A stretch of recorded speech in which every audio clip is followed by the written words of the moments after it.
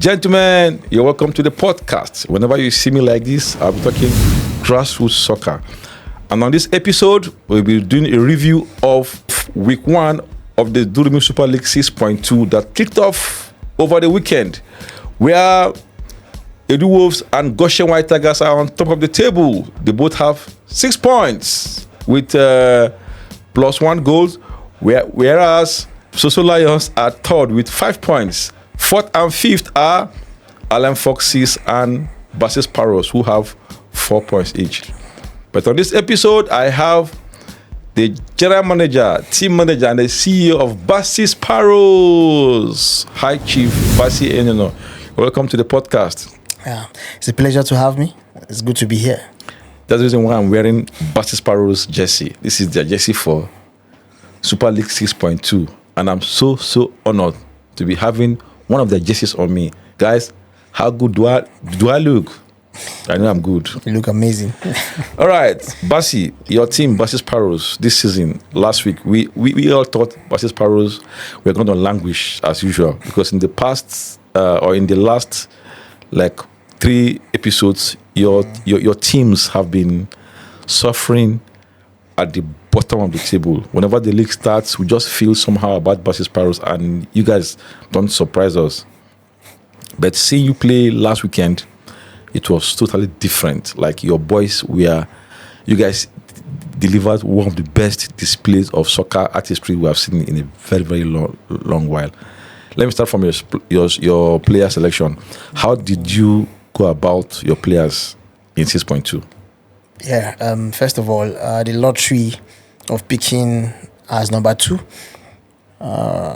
was a good platform for picking.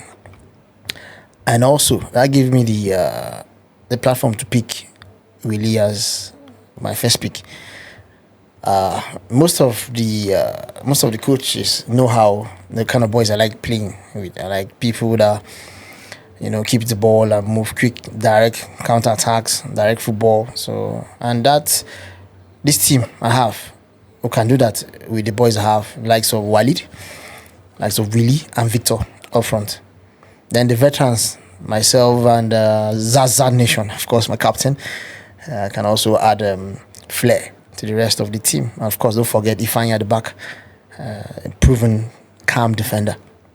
Records have it that you sponsored Willie's coming to the 3 team. Like, you made sure he came on the selection day. How did you know you were going to pick Willie? Since we all knew that your number was number 2. Yeah. That to say that if number 1 team had gone for Willie, how would it have affected you? Well, I love playing with him, but if Team A picked Willie, I'd at least sort of ended up with Henshaw. So position-wise, I was in a place to pick either Willie or Henshaw, no matter what happens. So, were you impressed with the Willie's performance on the first day? Yes, he's an attacker. He's a team player. I remember one ball that he dragged 2 defenders, I think against the Wolves, and then lead the ball for Walid. And Walid just smashed it against the post. Was that okay? No, that was against Edu Wolves. Before Edu Wolves now won you guys. After that, the counter attack, they now scored. Yes. And then also we had a chance where Willie also passed the ball to Beatrice again. He couldn't score an empty net. So for me, how the quick chances and it keeps coming, I'm okay with that. We'll always convert some of those. So they are doing well so far. On the day of picking of team captains, you finally settled with Zaza Nation. We thought it wasn't a good selection because we've never seen you play with Zaza during the week. It was so odd, like it never happened. We could have seen you with Black Child, maybe Mike. I never seen you with Mike before. You always play with Black Child or Ekon. But seeing you with Zaza was the least person I would have seen you with. Least in terms of relationship. Yeah. But now Zaza came and Zaza was promising that he was going to do wonders. In fact, the first goal of 6.2 was scored by Zaza. Yeah. How did you feel when you saw him put that ball at the back of the net? Did you feel, well, my selection, my whatever happened to me that day was good? Yeah. Zaza is ex-international, all right, and he is a proven footballer over the years, and experience is there to see. So, the lottery gave me only two choices. First of all, I was left with Ekon, Zaza, and Ovege, based on the lottery. So of course, Ekong is my brother, but we played twice. I just want to try someone else, so I left him and I picked Zaza, and then Lion picked Ekong, and then Ovega was left for Toby. So the lottery also played a part for Zaza being here, but since he's here, we'll make do of what we have. We have seen over years, over the tournament, over the episodes. You are the best. You have the best team when it comes to winning the Super League. You have won it 3 times. Nobody is as good as your team. In fact, you are to the Super League what Real Madrid is to the Champions League. 3 times winner of the Super League, Bassey Sparrows. Yeah. That's why whenever your name is mentioned, people are scared. People don't want you to go for number 4. Number 4 will break people's hearts. Right. They just want them to come up before you can make that move.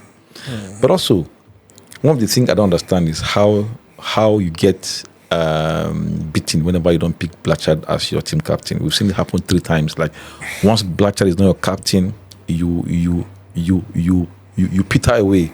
They don't see you anymore. Something happens to you. It affects your psychology. What is it you have with Blanchard? Is it a covenant? First of all, did you guys drink blood somewhere? First of all, that is not entirely correct. Okay. Right? But I do have this chemistry with Blanchard on and off the pitch, actually. Yes, for sure. Yeah, he's a friend, good fellow, and then how he plays football. I like the way he understands the game, that you are human, and then you could do 1 or 2 few errors, and he urges you. The encouragement he has and how he sees football is what I like. So we keep playing, and then I got used to him. From the back, in the middle, he comes, takes the ball. So I got used to him. And I like the way general management of man management of people and all that. Excellent. That's why I like him. But there is also on record that one of the stars you have there, that clothes, was without Blanchard. One of those stars. One of the stars. Yes. Which one of them? Yeah. Which one of them? Henry was my captain. Yes, that was the last time you won. Yes. Yeah. So, but I always love to have Blanchard. Okay, so one of the stars I have here, the 3 stars, the 3 times you've won it. So one of them was won by Henry as your captain. Myself, yes. I remember that season. And then 2 was with Blanchard. Yes. So to answer your question, Blanchard will always be welcomed, and I always want to have him in my team. That's the truth. But if he's not there, we'll see forge ahead with Zaza and whoever is available. Let me take you back to match day 1. On paper, everybody wants to play Bassey. Everybody feel they could run over Bassey. I think that was what happened to Allen Foxes on match day 1. They felt it's Bassey. Pre-season you were last. 6.1 you were last. 6.1 pre-season you were last. 5.2 you were last. Everybody felt we can run over Bassey. Did you know you were going to win Allen Foxes? If you look at how, because the referee's whistle had not even gone before Zaza hit the back of the net. Yeah, what was your mood like? Yeah, there's how I'm wired generally, right? I'm a realistic person, absolutely. So I do not go about preempting results, right? It has to be there. We have to fight for it. Even the 4th you're saying you don't want me to have, it's not in their hands. We have to fight for it. If it comes to me, I'll take the 4th. So I have to fight for everything. So when we started the game, I knew that this is 7 against 7, and this is football. And of course, if you look at it very well, I have one of the best threats from the wings. One of my best from the wings, Walid and Willie. They can trouble anybody in the whole 5 teams available on their day. So that's the problem to all the teams. So and then Zaza with the experience, and then Victor. So I have the ammunition to trouble any team. So if anybody, any team owner or any captain is saying, it's just Bassey, go and run over him, I'm sorry, you get beaten. If anybody has that feeling that it's not Bassey, go and run over him now, you surely get beaten with that philosophy. You've never been this confident. You've never been confident like this in all the Super Leagues of the recent past that you've played it. Most of the times you're beaten before you come to stage. But today, I like the fact that your confidence grew in the last in the last match day. That was match day 1. Yeah. I like it. So going to match day 2. Yeah. Match day 1, you won Allen Foxes. Yeah. You lost to. I drew Goshen White Tigers. Goshen White Tigers. Lost to Lion. And, drew Lost to Lion and Edo Wolves. So you lost to Social Lions. Yes. 2-0. Yeah. Won Allen Foxes 2-0. Yes. Drew to Goshen White Tigers 0-0. No, you have -1. Yes, no. I have -1. So how did you now? How did you become 2-2? If you won 2 and lost 2-0. That's what I'm saying. So you lost. The last one is 1-0 loss. Okay, you lost 3 matches. No. I won Allen Foxes, drew Goshen White Tigers, lost to Susu Lions 2-0, and then lost to Duos 1-0. Okay. Yes, Okay. that's the issue. So you lost 2 matches. Yes. Drew 1 and 1-1. Yes. So going to week 2, you've played every team at least twice now, coming from the preseason and match day 1. Which team do you think is the easiest to play? This is Super League, so there are no pushovers. No, if they ask you now, what team do you want to? What do you want to face? What team do you think you can collect 3 points from? You know, Allen Foxes thought they could get 3 points from you guys. That was their calculation, and they lost it. This is football. Now give them an opportunity again. They want to choose you again because they feel the easiest to beat. Well, now a team might have beaten you. You might also have beaten the team, or you might have drawn with them. What team looks the easiest amongst everybody? You know, it was on paper when we analyzed earlier with all the influx of tactics and influx of players they have. But on performance-wise so far, they looked ordinary to me, sincerely. But they have 6 points. No, it's not bad. It's field of play. I would have scored 2 goals against them easily. I'm just saying performance-wise on the pitch. So do you think they're the easiest team? The game they won against me was just we saw it. Yes, They weren't really fantastic. But the chances I had against them. Somebody said you're going to beat them twice in this tournament. The chances I had. Somebody said you're going to beat them twice. Yeah. So I looked at. Come on. So if we keep doing this, we'll get the result from. So the question is, are they the easiest? I know they're not the easiest. The easiest one on paper, and in fact, not on paper. Okay, you played everybody twice now. Yeah, the easiest one I think I have a chance against their back line is Toby White Tigers. Goshen White Tigers, you mean? Yes. Goshen White Tigers. Yes. Like the team you think you can beat. The other back line is something But they have 6 points. No, it's fine. And they haven't considered a goal yet. No problems. You know, Ephraim is this defender and man of God. So we see what will happen there, because I know that back line is not standing too strong, and then we will see how we keep probing. But for Allen Foxes, they have veterans. What team do you think? Okay, what team gave you the most difficult problems on that day? The team that gave me problems that day, yes, all around that day, was Susu Lions, because. You know, when I saw them with Emma as a makeshift keeper, I was thinking, I have a chance. Any attack there is a goal. He's not a natural keeper. But out of the blue, scored once. And then if I made one goal, and then 2-0. And then they kept probing. You know, they have this ball carrier, Bruna boy, who carries the ball very well. And then he sees Henschel. And then he sees the Blackie frame that works hard. So they're a team that have those kind of players that can just turn defense to attack and then turn anything into gold. So that day, the match they won, the Susu Lions. So if you don't win the tournament, you think Susu Lions would win it? Well, because of the array of stars they have. Everybody is competing, but if I don't win it, may the best team win it. But Susu Lions. Why I want them to compete in fair and square is that you know there's one thing sure about them. If they win this competition, we will not hear anything else. The whole place will be painted with gold and noisemakers. I feel if Susu Lions wins it, there'll be party for the whole four months. There'll be party, and then there'll be ceremonies, and then there'll be noise making, everything, banter, everything all together. But if they win it. Congratulations to them. No, but the question here is based on strength. What team do you think can win it? Seeing them play you twice, and after having we've watched like 20 games already, preseason and match day 1. What team possesses the let me use strongest strength, even though it's wrong? You know everybody, every apart from apart from 2B White Tigers, the other 4 teams, they all have people that can change matches anytime, any Okay, day. since you're trying to run away from my question, rank your team so far. Okay. Maybe it's better this way. What are your rankings? Who's gonna win the tournament? First to fifth. From what I've seen, I know this time I'm saying that it's 7 casting stone. I know. It's just from last week performances. I think still White Tigers is on 6 points, but I sincerely don't think they're going to win it. So which team is your one? My team on paper that should win it because of what they have done so far. No, even the veterans in it, and then the experience they have, and they have seen everything like this before, so they are not panicking. I think it's Allen Foxes. Allen Foxes number 1. Yes, they're not panicking. Forget about the result and all. They're not panicking. They know how to take the pressure. But they lost 2 matches. That's preseason. They came third on preseason, right? They have on match day 1. They lost 2 matches. Yeah, they have what it takes to change results to the weakest teams on paper. And this is football. Come on. This is football. So number 2. Yeah, number 2.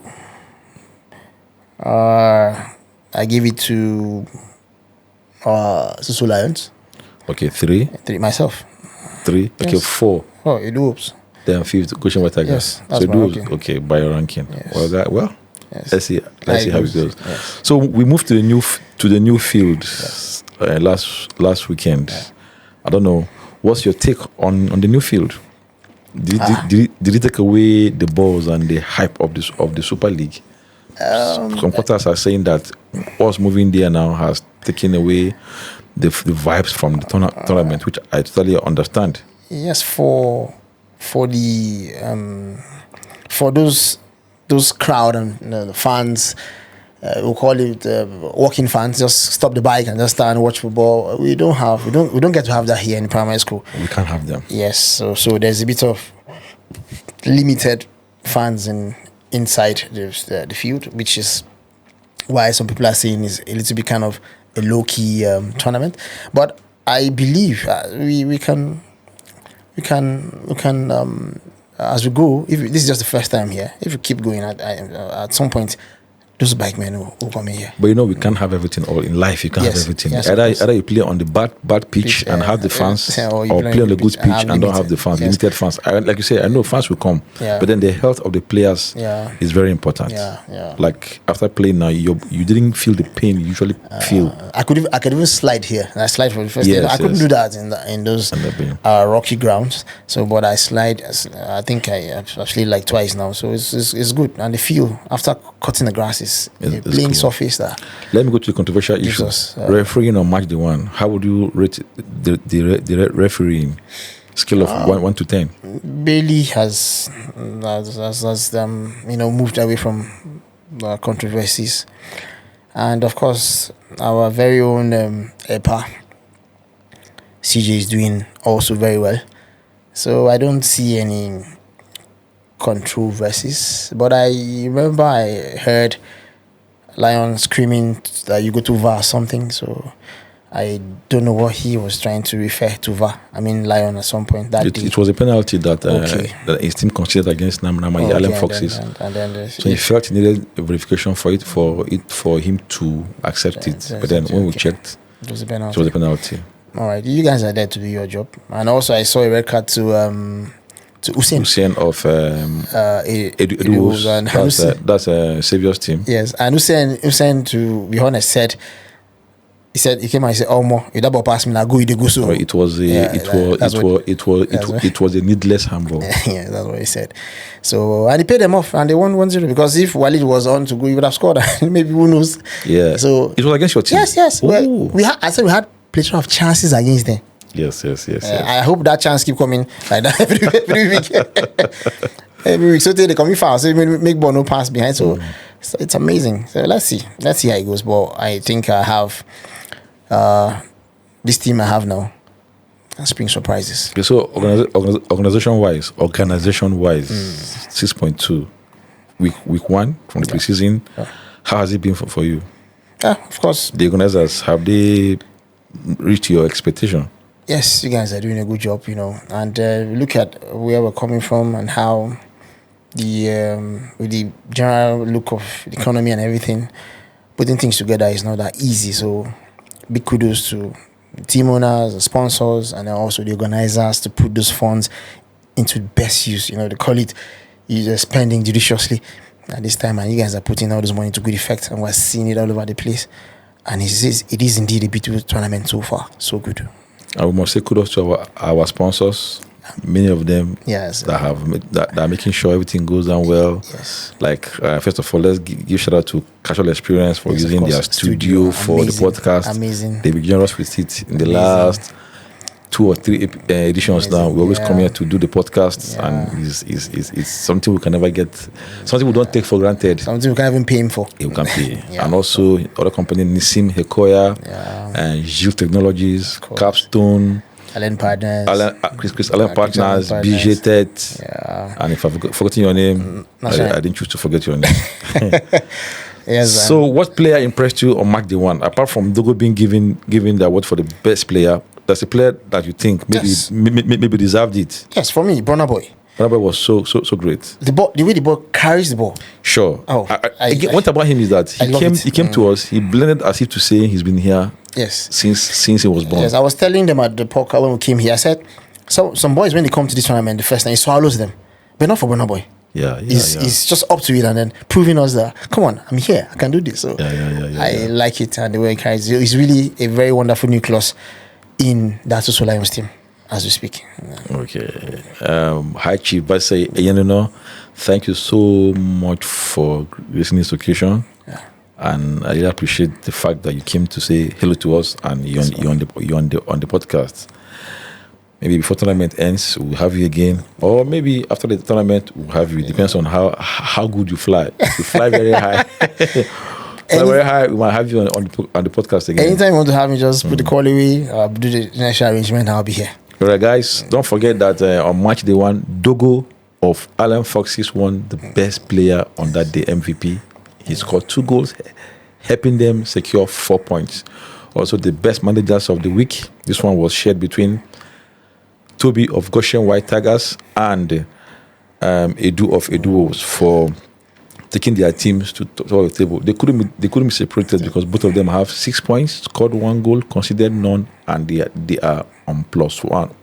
The one person has a red card. The one has a red card, and the bad boys of the tournament, the baddest boys are one person who's saying of Eduos. Like we're saying, what was that for? It was uncalled for. It was nothing. It could have missed after.